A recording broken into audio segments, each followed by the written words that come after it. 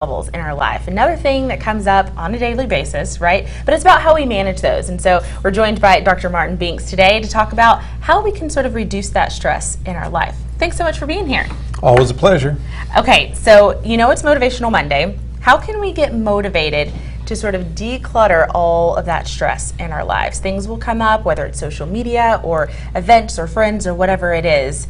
But how do we fixate our minds to not have that immediate response? I think that's a really good way to look at it. One of the things that we notice a lot with people that are stressed, they don't always count the stress that's optional. You know, they tend to focus on work or major family stuff, but the day-to-day things, like, you know, if you have a different opinion than somebody on social media and you post a comment, you'd be amazed if you track it, how much time you spend during the day thinking about that, waiting to see if they responded, and it's completely unnecessary stress. Well, and you're right, unnecessary stress. How do we maintain it? I mean, it's going to come up.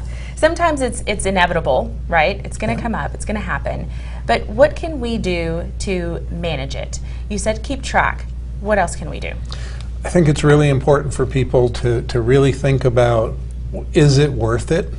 What's the cost if you're gonna, whether it's responding to social media, to a colleague in the workplace, to a family member, it's sort of look down the line past that immediate gut urge to respond and say, how important is it?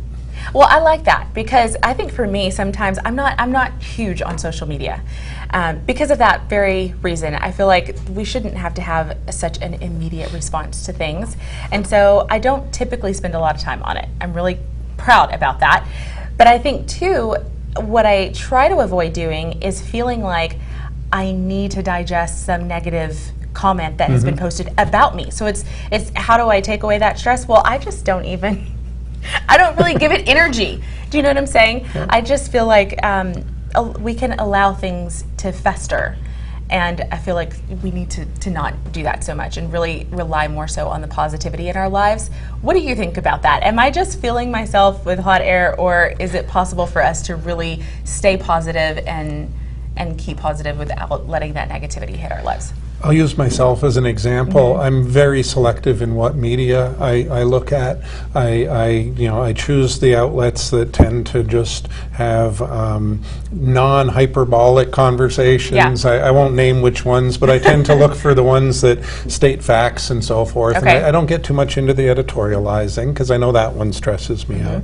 The other thing that I really think is important is to recognize that opinions, by their definition, are somebody's opinion or somebody's subjective interpretation of a fact. So they're just by definition not wrong. Other people can have them. And I think just reminding ourselves and myself of that an opinion that's stated isn't wrong, it's just different than ours. Yeah, it's just an opinion, and leave it at that.